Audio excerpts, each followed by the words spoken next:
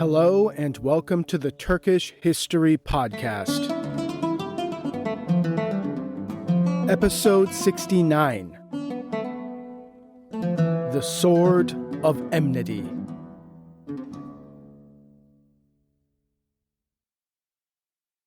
Before we begin, if you have been enjoying this podcast, I'd like to ask you to please subscribe, rate, and leave a review on Apple Podcasts or wherever you get this podcast. It would mean a lot to me and would help more people find the podcast. Thank you for listening.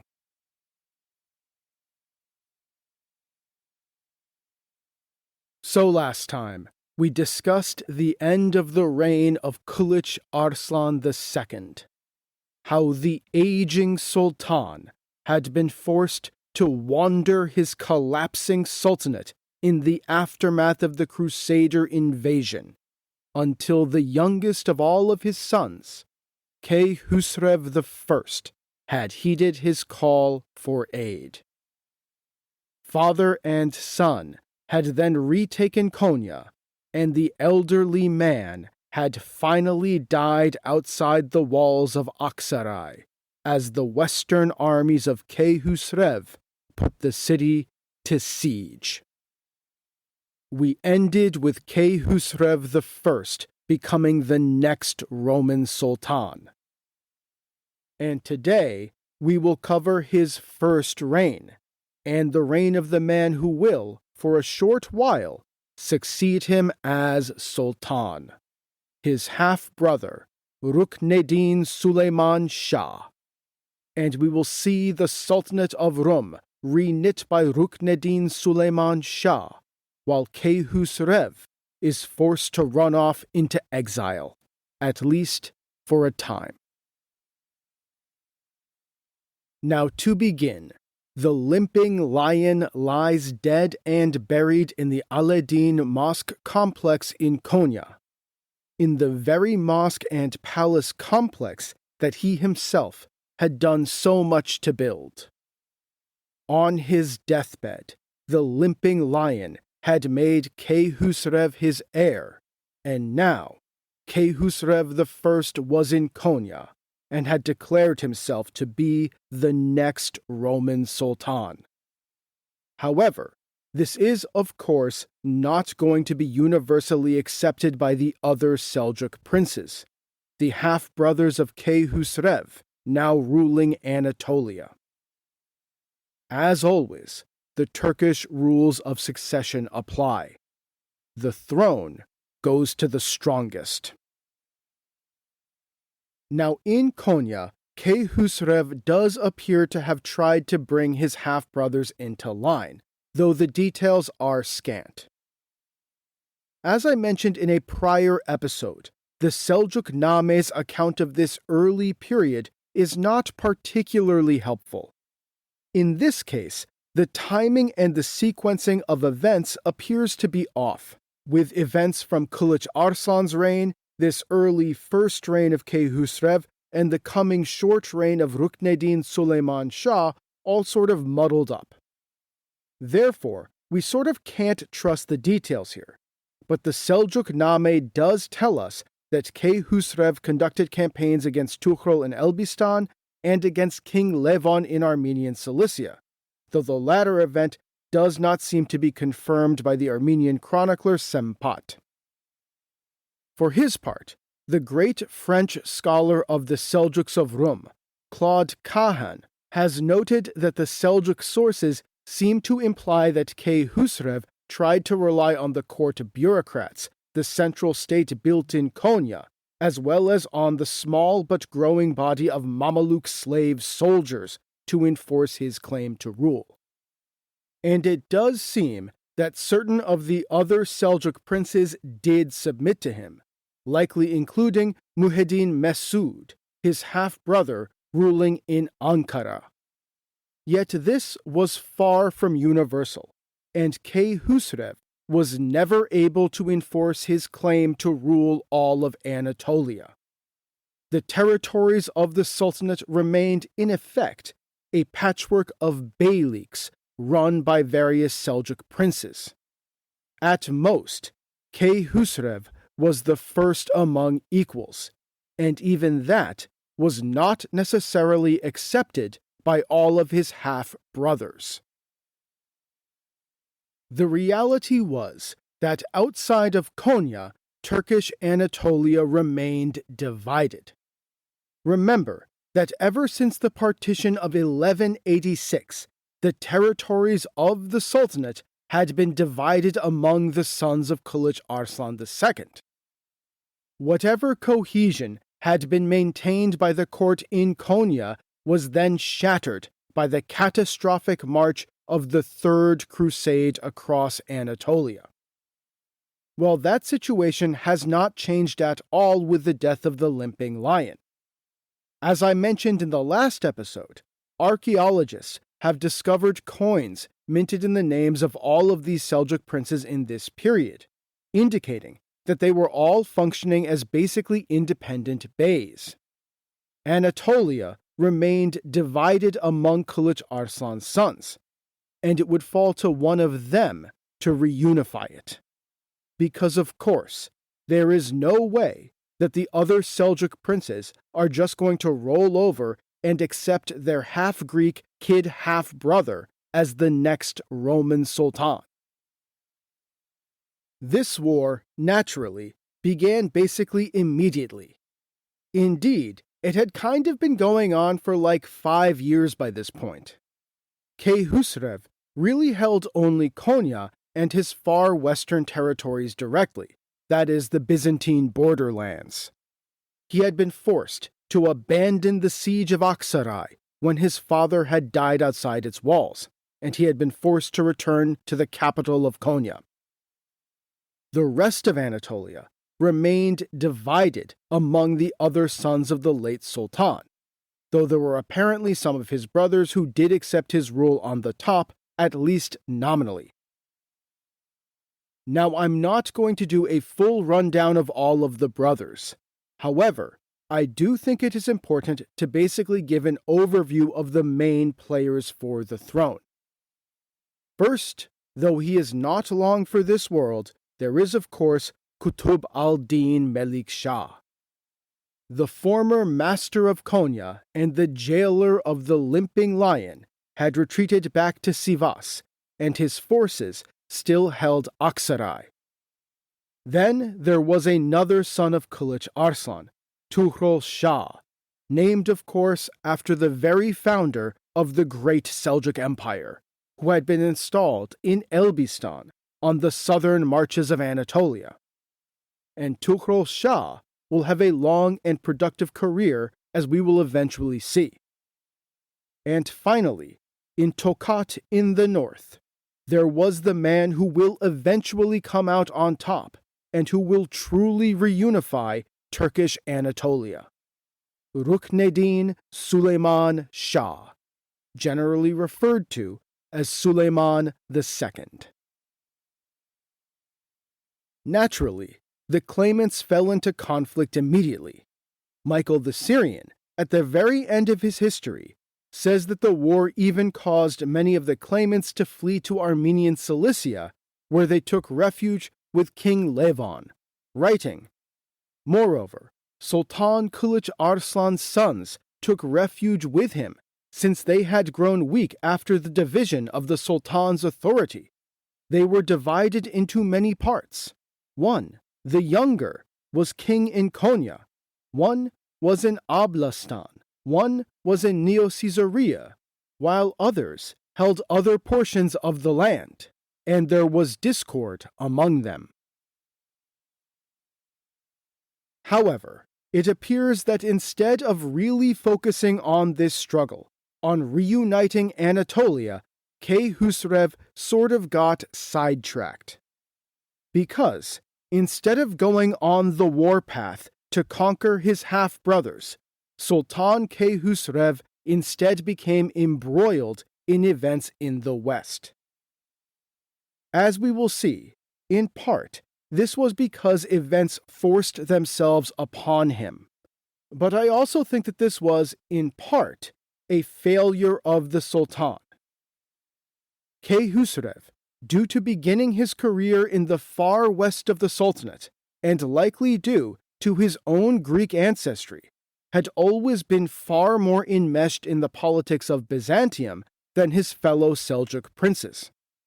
And I think that it is likely that this Western bias now caused the young Sultan to make a mistake, to take his eyes off the fight for Turkish Anatolia, which really was the fight that mattered, and instead turn his attention to events in the West.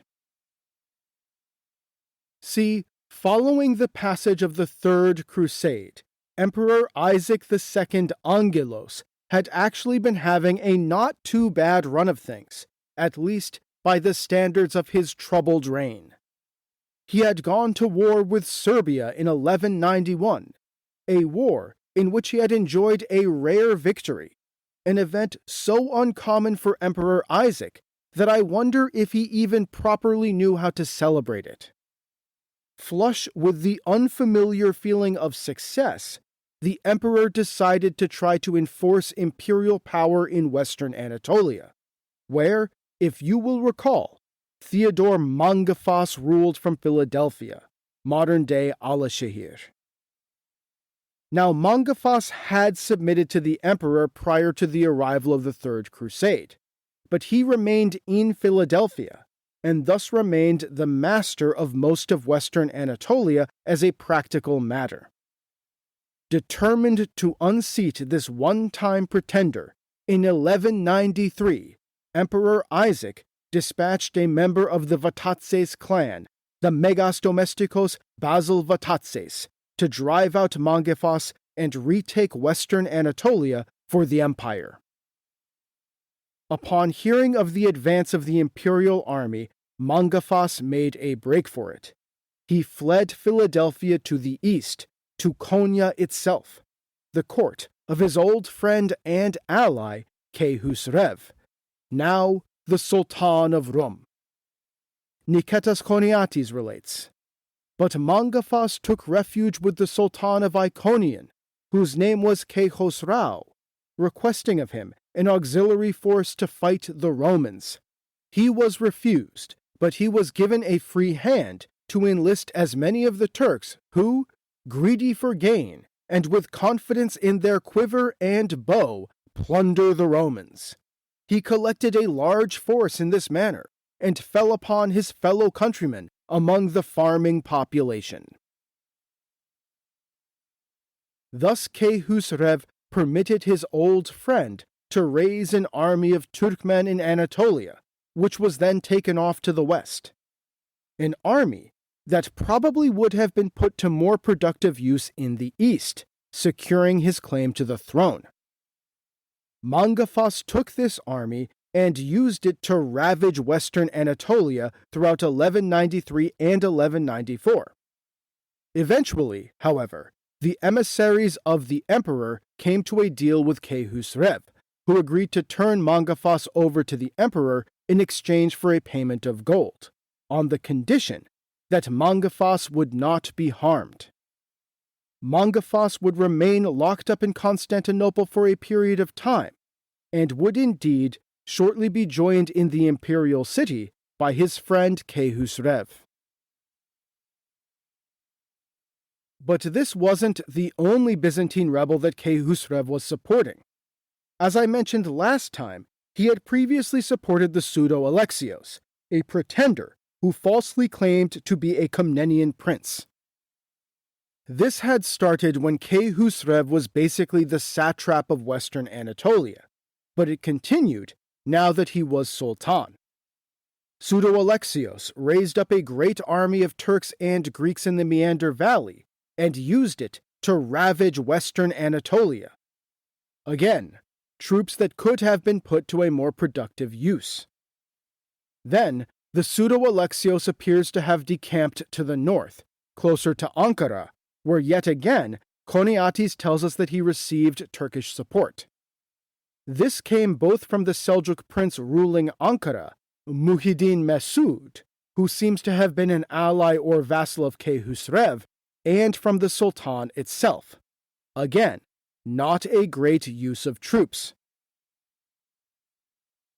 Niketas Choniates also mentions a brief war in Western Anatolia between Keyhüsrev and the empire, but he seems to get the year wrong, and I think that we should just assume that this happened late in Keyhüsrev's first reign. Apparently, the cause of the war was that the Sultan basically stole a gift of horses sent from Ayyubid Egypt as a gift to Constantinople, and the emperor retaliated by arresting merchants from Konya who were in the capital. A casus belli that, I would note, actually shows the extent of the integration of the Byzantine and Turkish political and economic worlds. The war is little attested to, but Choniates does state that the Turks were victorious in pillaging parts of Western Anatolia, and it demonstrates again Keyhüsrev's misplaced focus on the West.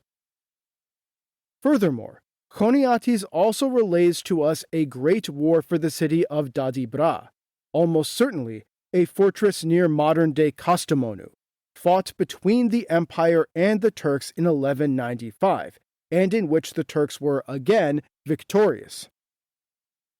Almost certainly, this effort was led by Muhyiddin Mesud, the Seljuk prince ruling Ankara, but likely Keyhüsrev was also involved. Muhyiddin Mesud appears to have been an ally and vassal of the Sultan in Konya, and Choniates makes references to tribute payments from the emperor, which, given Byzantine practices, probably went through the Sultan. So it seems to me likely that Keyhüsrev was at least involved in some way in this war in northern Anatolia. And it would turn out that all of this meddling in the West, and in particular providing Turkish troops to Byzantine rebels, was not a particularly good allocation of attention and resources. For one thing, Keyhüsrev's Western meddling was not particularly popular among his brothers, the Seljuk Beys now ruling most of Anatolia. Choniates, in an offhand way, mentions tensions between Keyhüsrev and the other Seljuk princes of Anatolia, and he says that Keyhüsrev's dealings in the West upset those brothers who supported him. But more importantly, back in the East, the civil war was continuing apace, and the man who would reunify Turkish Anatolia had arisen. These great Eastern campaigns started off, perhaps unsurprisingly, with Qutb al-Din Melik Shah attempting to retake his position on the top. He had, of course, never recognized Keyhüsrev's claim to the throne. After being driven from Konya in 1192, he waited at most like a couple of months to regroup. But instead of directly attacking Keyhüsrev in Konya, Qutb al-Din Melik Shah decided to secure his control over eastern Anatolia. In 1193, while Keyhüsrev was busy entertaining Theodore Mangafas and arming the pseudo-Alexios, Qutb al-Din Melik Shah marched an army down to Kayseri. Remember that this was the city that he had been besieging when his father had escaped from his clutches just a couple years earlier. And just like then, Qutb al-Din Melik Shah had brought a relative with him to the ancient city.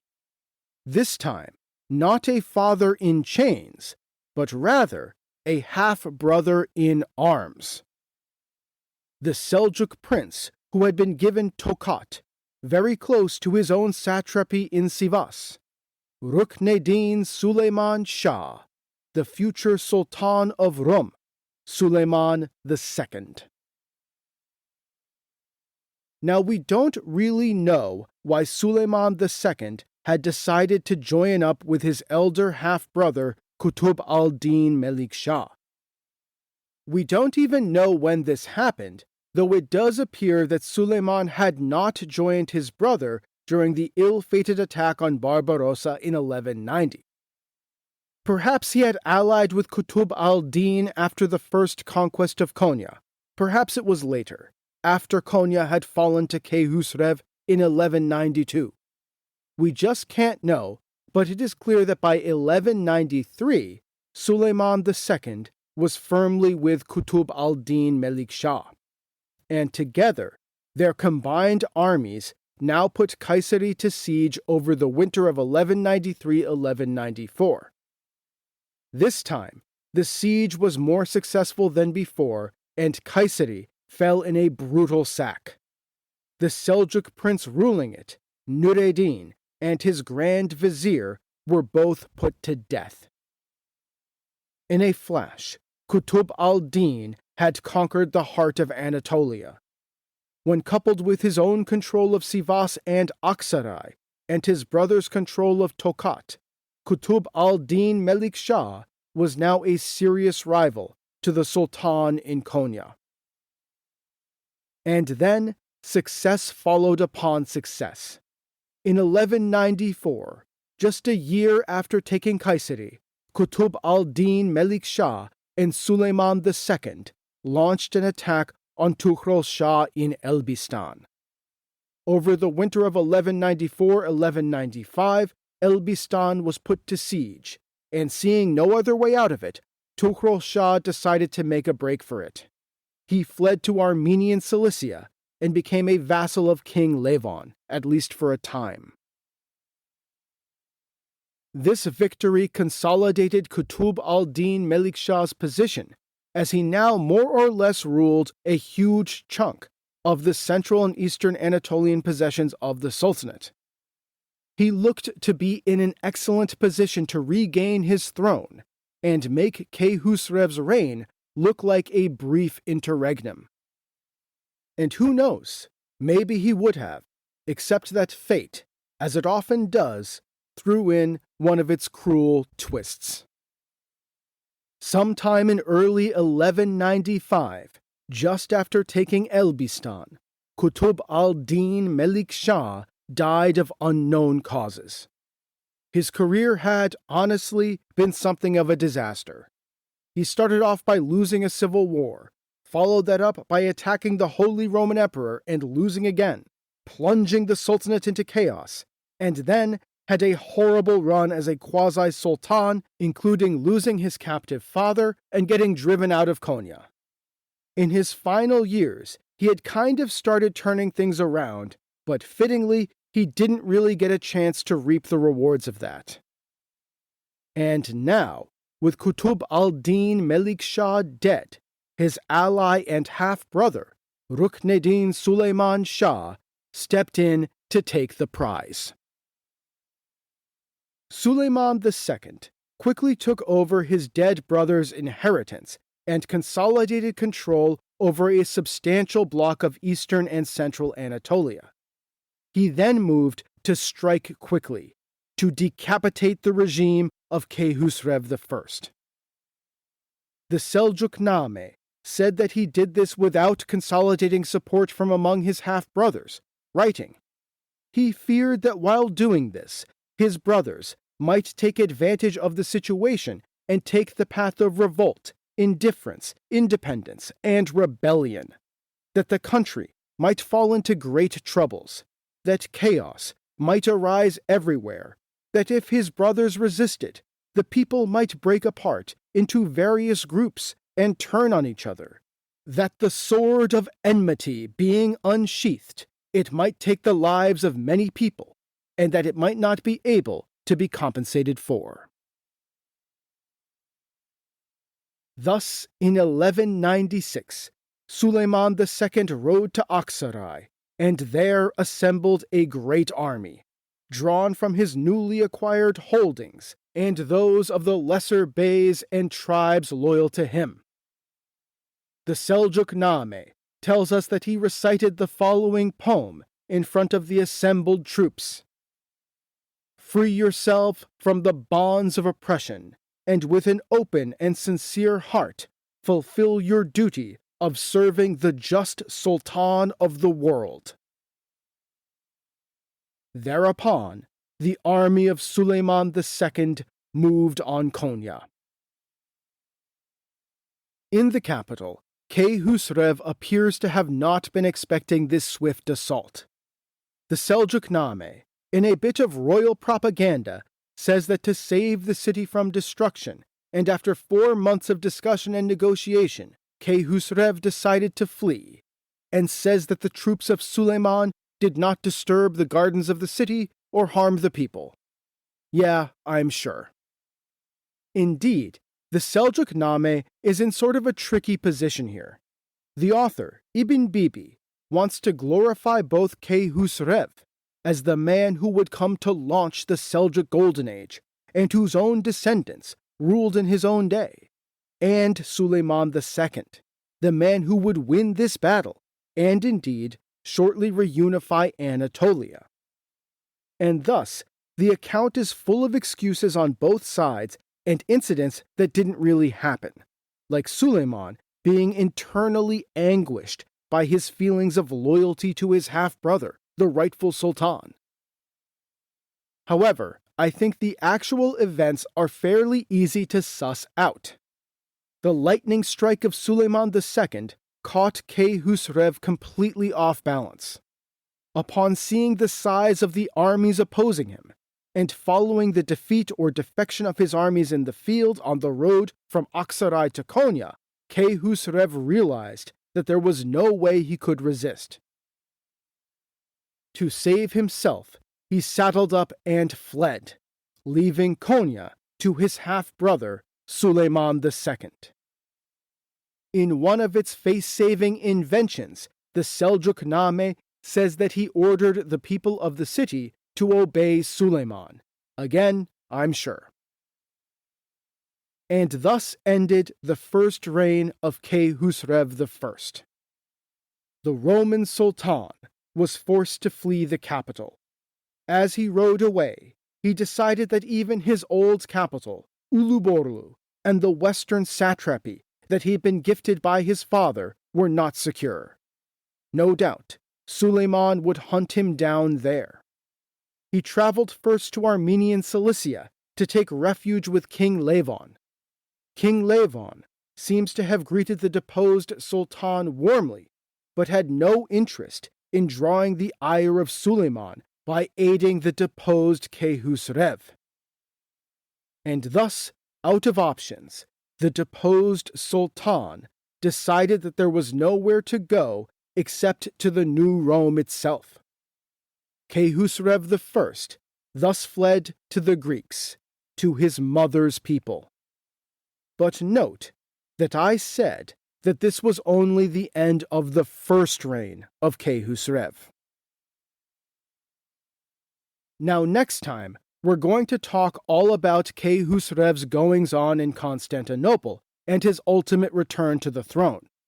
But for today, I'm going to close out the episode by diving into the reign of Sulayman II. And that story is, I think, incredibly important, though often overshadowed. See, every single historian and author knows what's going to ultimately happen.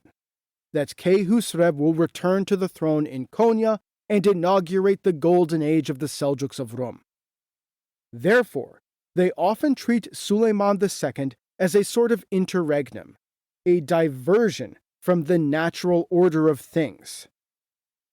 But that really is not the right way to look at it. First of all, at the time, there was no way of knowing the future. At the time, it certainly looked like Keyhüsrev was gone for good, that the future sultans of Rum would spring from the line of Sulayman II. And secondly, and far more importantly, it really does a disservice to Sulayman himself, because as we will shortly see, it was really Sulayman who did the yeoman's work of reuniting Anatolia. Indeed, he did more than just reknit the Sultanate of Rum. He conquered further and expanded Konya's writ farther than it had ever reached before. And it would be this revived and reunited sultanate that Keyhüsrev would ultimately inherit, and that would form the basis for the golden age that he would launch. You know, in Japanese history, there is a saying about the foundation of the Tokugawa shogunate which reunited Japan after the Warring States period.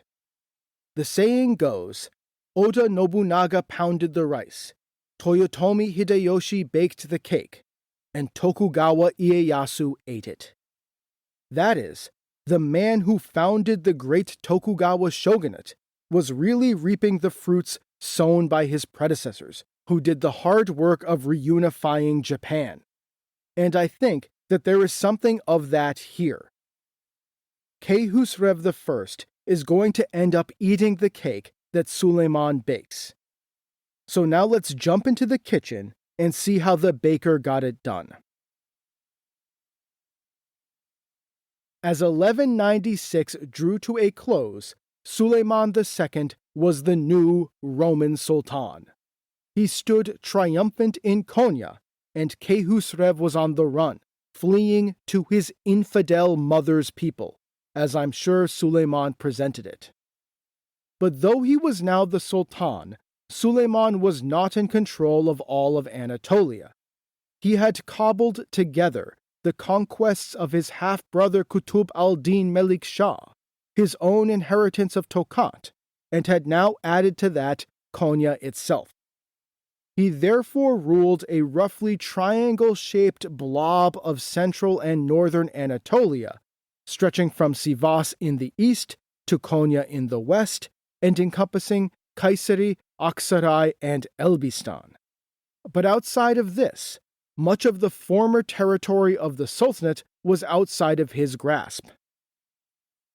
In the southeast, Malatya was in the hands of Muiz al-Din, who, if you will recall, was also married into the Ayyubid house.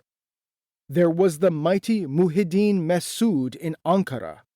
Other brothers ruled in Niksar and Amasya in the north. And then there were still the other Anatolian beyliks, the Saltukids, the Artukids, and the Mengucekids. Sulayman II, unlike his half-brother, absolutely prioritized the unification of Anatolia. So basically the first thing that he did after seizing power in Konya was go on the warpath. He started by assaulting Niksar and Amasya, likely in the same year that he had taken Konya. Both of these cities were close to his original home base in Tokat and were, by now, isolated outposts holding out against his domination of the north. Though the campaign is little attested to, it is clear that both cities fell to him swiftly. And there is some indication that further northern conquest followed, even along the Black Sea coast. The Byzantine sources say that Emperor Alexios III defeated several Turkish merchants sailing out of Samsun in 1200, meaning that Samsun must have been in Turkish hands by then. And many scholars believe that by the late 1190s, Samsun was already serving as the northern maritime outlet for Turkish Anatolia and was under the control of the Sultan in Konya. Sulayman followed these northern victories up with a campaign against Malatya, managing to drive out his brother Muiz al-Din from the crucial city in 1201. Muiz al-Din fled to his Ayyubid in-laws and was soon happily plopped down to rule Edessa, modern-day Urfa, in southern Turkey. This left only Ankara as the sole holdout in northern Anatolia, though this was a crucial beylik, as Muhyiddin Mesud appears to have by now conquered a wide swath of the north, stretching from Ankara to Kastamonu, and then west to the Byzantine borderlands. But Sulayman II appears to have decided to leave Ankara for a later date. This might be because of the strength of Muhyiddin Mesud, or because Muhyiddin Mesud appears to have reached out to Constantinople for Byzantine support. Perhaps the new Sultan didn't quite feel like tangling with the new emperor, Alexios III Angelos, who had just donned the purple in Constantinople after deposing and blinding his younger brother Isaac. It also might be that hailing from Tokat, he judged the eastern frontiers of Anatolia as more important, or that the tribes of Turkmen, whom he relied on for support, were more interested in the east.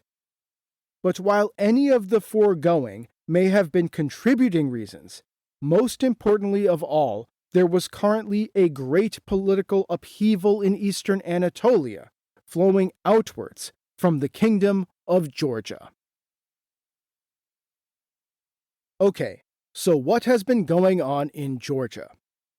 Well, back in 1184, the son of the great king, David the Builder, that is King George III, had died, and he had been succeeded by his immensely capable daughter, Tamar, who ruled as Queen of Georgia.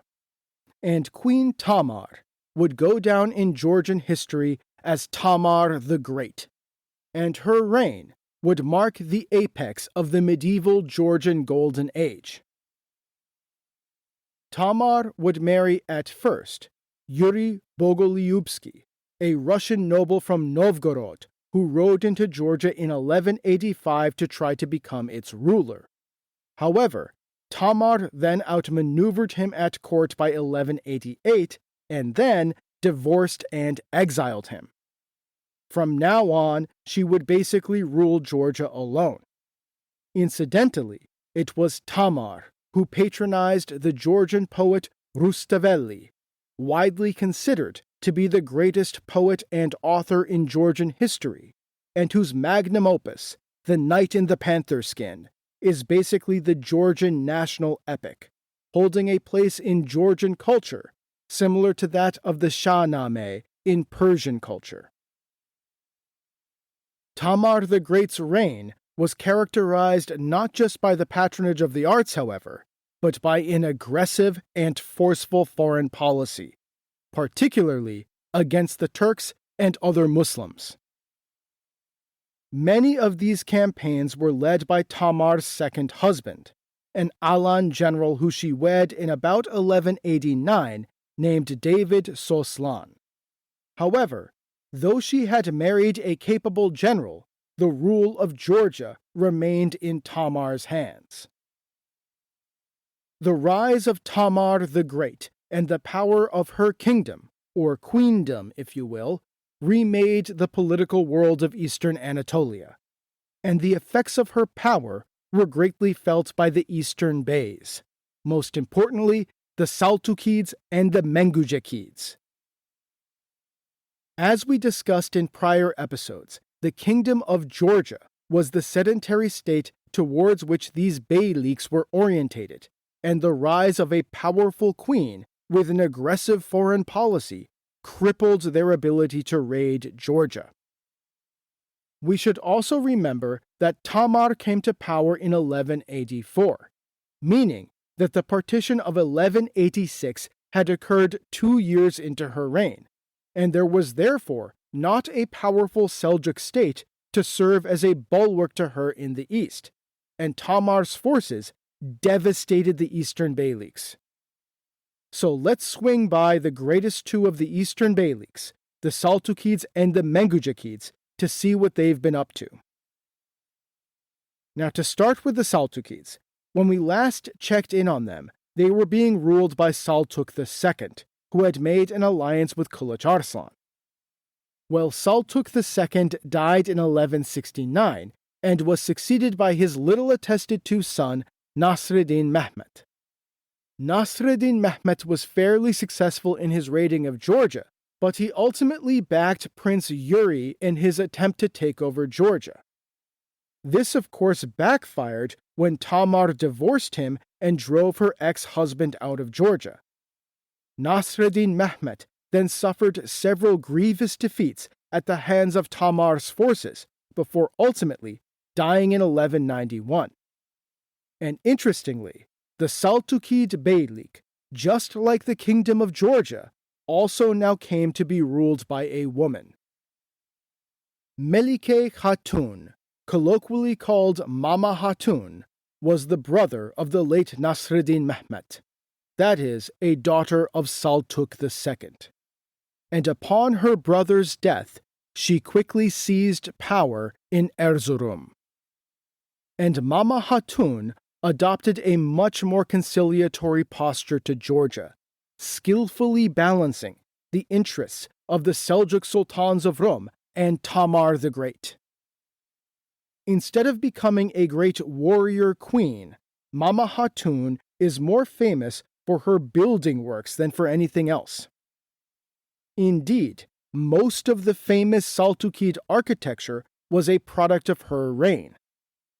This included mosques, medreses, fountains, caravanserais, and even her own tomb. Mama Hatun managed to stay on the throne for almost a decade. However, her power came to be unstable as her nephews sought to topple her. Hoping to cement her place on the throne, in about 1200, she wrote to the Abbasid Caliph, requesting that he send her a Turkish Mameluke slave to be her husband. Probably, she hoped that this would make potential rivals think twice about overthrowing a woman supported by the Caliph, and also provide her with a husband to help her hold on to the throne, but one who would also be pliable. However, she was not able to hold on to power, and before her slave husband arrived, in 1201 she was overthrown by her own son, Alaeddin Melik Shah, presumably born of a prior marriage. And it was this young man who ruled Erzurum as Sulayman II began looking east. So that's the Saltukids. Now on to the Mengucakids, based in Erzincan. The Mengucakid Beylik was, in the late 1190s and early 1200s, still led by the Bey Bahram Shah. Bahram Shah has been popping in and out of the show, but he has been ruling in Erzincan as the Mengucakid Bey since like the late 1160s or early 1170s, meaning that he was now an old man. Beginning in the 1180s, Bahram Shah also suffered grievous defeats at the hands of Tamar the Great, and unlike the Saltukids, Bahram Shah basically seems to have made the decision to submit to the Sultans of Rum, though he remained a powerful and mighty vassal. Earlier, during the reign of Kulich Arslan II, Bahram Shah had been instrumental in negotiating the peace that had ended the first war between Qutb al-Din Melik Shah and his father in 1189, and he had also granted the old Grand Vizier, Ikhtiyar al-Din Hassan ibn Gavras, the right to retire in Erzincan, though if you will recall, Gavras had ended up getting waylaid in the mountains and murdered, with Bahram Shah then taking the money that was supposed to fund his retirement. So, maybe not an entirely hospitable offer. And it was Bahram Shah who appears to have urged the new Sultan of Rum to go to war in the east, to take the fight to the forces of Queen Tamar the Great. Now, from Sulayman's perspective, a war to the east made a lot of sense. First of all, there was Tamar the Great. The Georgians had benefited greatly from the weakness of the Sultanate during the decade plus since the partition of 1186. Defeating Tamar's armies would both burnish his credentials as a Ghazi leader of the Great Jihad and show the world that the Seljuks of Rum were back.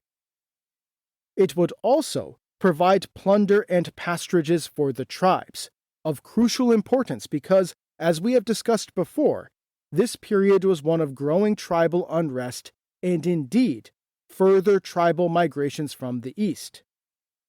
A forerunner of the massive wave of Turkmen migration that will, in just a couple decades' time, come to flee before the Mongol advance. But perhaps more importantly, a campaign to the east would also allow the Sultan of Rum to assert his control over the eastern bays, both cement his control over his vassal in Erzincan, the Mengucakid Bey Bahram Shah, and to finally assert the control of the sultans of Rum over the Seljukids, the new great rival in the east ever since the defeat of the Danishmends. And thus Sulayman II gathered up a great army and marched it east. Now the timing of this war is a bit unclear. Ibn Bibi, the author of the Seljuk Name, says it happened in 1203. The Armenian chronicler Sempat says it happened in 1201.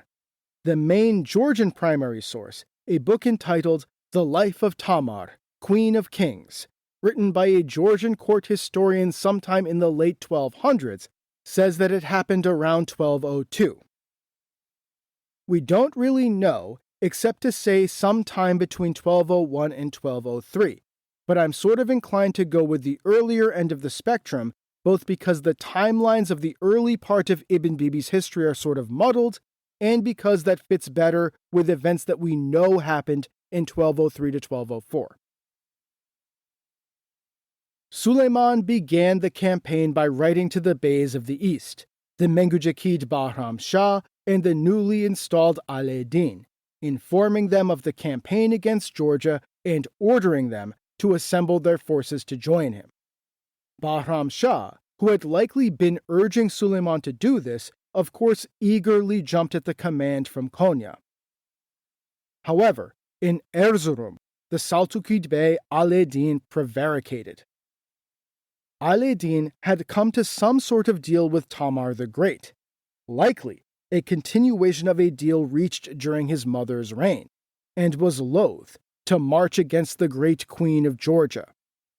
As the Seljuk-name says, the Sultan had previously sent a decree to Melik Alaeddin Saltuk, the ruler of Erzurum, ordering him to recruit troops.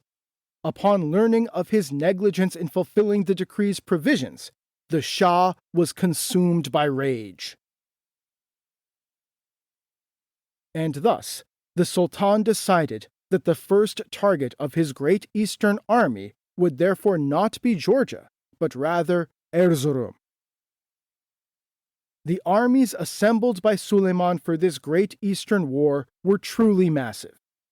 The forces included not only the troops of the Sultanate, but the wild tribes of the east, the forces of the Mengujakid Bey, and likely a contingent of Artukid forces. This army quickly marched into the head of the valley in which Erzurum lies, and Alaeddin was powerless to stop it. We don't have the details of the struggle, but the Selçukid Bey, who remember, had been on the throne for only about a year after deposing his mother, was quickly removed. In his place, Sulayman II installed his brother, the former ruler of Elbistan, Tughral Shah. This new eastern satrapy was to be compensation for the Sultan's seizure of Elbistan, the original gift to Tughral Shah from their father, the late Kılıç Arslan II. Tughral Shah and his sons would go on to rule Erzurum, serving as the not entirely loyal eastern governors for the Sultans of Rum. And this eastern branch of the House of Seljuk will be with us for several episodes to come. So thus ended the Selçukid Beylik, the greatest of the eastern beyliks founded in the aftermath of Manzikert, swallowed up by the Seljuks of Rum.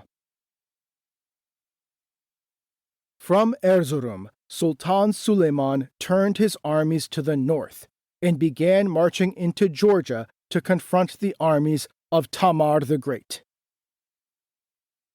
Now the Georgian Chronicle relates that the Sultan informed Tamar of his arrival, saying that he had brought his armies to Georgia to take revenge for the defeats inflicted upon the Muslims during her rule, and informing her that her options were fight or convert to Islam, which was of course a common formulation for "we're going to fight." The history Tamar, the Queen of Kings, tells us that in response, she ordered all her men to mount their horses, and she herself, ascended to a high place, from where she could observe all of them, and she fell on her knees and cried for a long time, praying to God. When she rose, people could see that the place where she had been kneeling was wet from her tears. Then she summoned all the nobles and ordered them to approach one by one the holy cross, to bow before it and kiss it. And they came and begged, crying for victory, and bowed before the holy cross, and kissed it, and kissed Tamar's hand as well. The Great War for the East was now on. Now the Georgian sources, of course, give us absolutely ridiculous numbers for the number of troops, claiming that there were hundreds of thousands of Turks, which is a complete exaggeration. However, the Musamaret ul-Ahbar, a later Seljuk history written by an author named Aksaray, tells us that the Turkish army numbered 20,000 strong. So the point is, this was a large Turkish army. Indeed, as we will come to see, maybe too large, because this great invading army would only be able to move very slowly through the mountainous terrain of Eastern Anatolia, allowing the smaller Georgian army to outpace them and strike when unexpected. The Georgian army, under the command of Queen Tamar's husband, David Soslan, was substantially smaller and sallied forth to confront the Turks. Now David was a very capable general, and he appears to have mobilized his army quickly and gotten it out into the fields before Sultan Sulayman was really prepared for it. The Georgian army rapidly advanced as the Sultan was still marching his great army towards Georgia. David Soslan was able to move his army into position while the Turkish army was encamped in a valley called Basiani, a valley on the headwaters of the river Araxes, just 60 kilometers northeast of Erzurum itself. Sulayman was completely unprepared for this. He had no idea at all that David and the Georgian army were even in the area, and thus David Soslan was able to encircle the Turkish camp and spring a surprise attack. The history of Tamar, Queen of Kings, relates, approaching the Sultan's camp, they saw that the enemy was camped at ease, and the Sultan did not even have guards for himself. The Georgians formed a detachment, and urging on their horses, they made their way to the enemy. When the Turks saw our forces approach them threateningly, they left their camp and rushed to their fortifications, for God inspired them with great terror. The Georgians thus swarmed over the camp. But Sulayman II was actually a pretty decent commander, and he soon rallied his forces to counterattack. The battle became fierce as the Georgians rushed down on the flanks and the Turks counterattacked.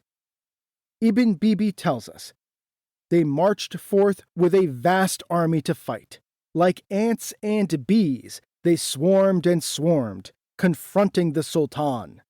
There was such a clash and conflict between the two armies that hills of corpses appeared on the battlefield. Black became a sea of blood, and the sea became black from the corpses. Reportedly, the Georgian knights were even forced to dismount and fight on foot as the Turks pressed forward. According to Ibn Bibi, the battle was about to turn in the Turks' advantage until the horseman carrying the Sultan's standard slipped and fell, leading the troops to believe that disaster had befallen the Sultan. This led to a panic. In his words, they all abandoned their burdens and began to flee. Thus the superior became the helpless, the striker became the struck, the killer became the martyr, the lord became the prisoner, the captive became the master. However, this may well be an excuse invented by Ibn Bibi to make a defeat look better. Because what incontrovertibly happened was that the charges on the flanks led by David Soslan worked, and the army of the Roman Sultan was routed with great casualties. Sulayman fled back to Erzurum with the shattered remnants of his army. The history of Tamar, Queen of Kings, says that even the battle standard of the Sultan was captured and was paraded in triumph in Tbilisi. A great many Turks were taken captive and sold into slavery in Georgia, including Bahram Shah, the Mengucekid Bey of Erzincan. But though this invasion of Georgia was a total failure, the Sultan still had achieved something valuable in this eastern adventure. The Saltukid Beylik had been destroyed, and his brother, Tughros Shah, had been put in charge of Erzurum. Bahram Shah, having been defeated and captured before being ransomed back to the Sultan, was not in a position to challenge the Sultan in the east, and in any event seems to have had little inclination to challenge Seljuk power anyway. So despite a great defeat on the road to Georgia, the Eastern Campaign actually ended up cementing Konya's control over the eastern half of Turkish Anatolia. And if your goal is to unite Turkish Anatolia, that is actually far more important than a defeat at the hands of Tamar the Great. Finally, in 1204, Sulayman managed to put the last piece of the puzzle together. After placing increasing pressure on his half-brother, Muhyiddin Mesud, for about 2 years, shortly after the Georgian disaster, the Sultan gathered up his armies and marched on Ankara, the sole holdout to his rule of all of Turkish Anatolia. Muhyiddin Mesud appears to have resisted and called upon his allies in Constantinople for aid. However, as we will dive into in detail next time, in 1204, the Byzantines were just a little bit preoccupied by total catastrophe and were unable to provide assistance. Thus, with no reinforcements coming, Muhyiddin Mesud was ultimately overwhelmed as Sultan Sulayman ordered a great final assault on the castle of Ankara. The great fortress fell, and the vengeful Sultan ordered that his half-brother be put to death. It had been 8 years since Sulayman II had taken Konya. 8 years of war, victory, and defeat. But standing there, in Ankara, his half-brother strangled with a bowstring, Sultan Rukneddin Sulayman Shah could say that he had finally done it. Turkish Anatolia had been reunified. Indeed, with the destruction of the Saltukids, the power of the Seljuk Sultan of Rum had never stretched further. The Roman Sultan was, truly, the master of Anatolia. But Rukneddin Sulayman Shah would not have time to enjoy his victory, because even as he put Ankara to siege, the Sultan's health was failing him. Ibn Bibi mentions a great sickness that consumed him. Indeed, killing his half-brother would be basically the last act of his life. With Ankara freshly in his hands, the reunifier of Anatolia succumbed to his illness in 1204. The cake had been baked, pulled fresh out of the oven, and now it would be eaten not by the baker, but by the man currently fleeing the disaster befalling Constantinople, the once and future Roman Sultan Keyhüsrev. So next time, we will travel back to the New Rome and catch up on the goings-on of Keyhüsrev I. And we will travel with Keyhüsrev as he rides to Konya to retake his throne, just as a mighty crusading army comes sailing into the great city, and the Roman Empire is brought to the very edge of destruction.